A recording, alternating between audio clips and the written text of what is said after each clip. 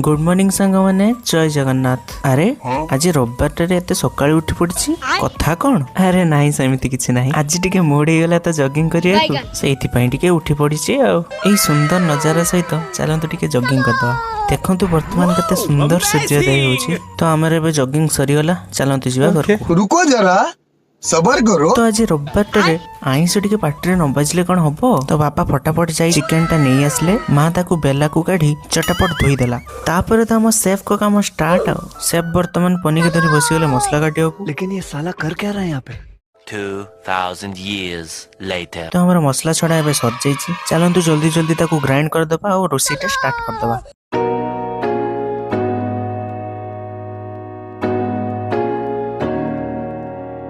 तो पियाज भाजी ही गला परे लंका गुंड पकेकी टिके घंटा गुंडी कर दवा।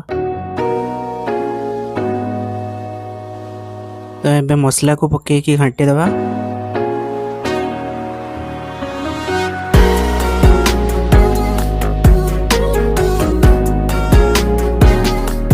एबे टिके धनिया पाउडर पके दवा। टिके टेक्सचर टा देखंतु।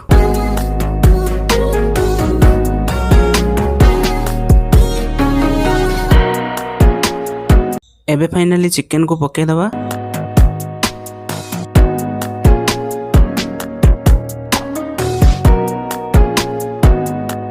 तो कसा हेई आसलानी, चलंतु टिके टेस्ट करिया।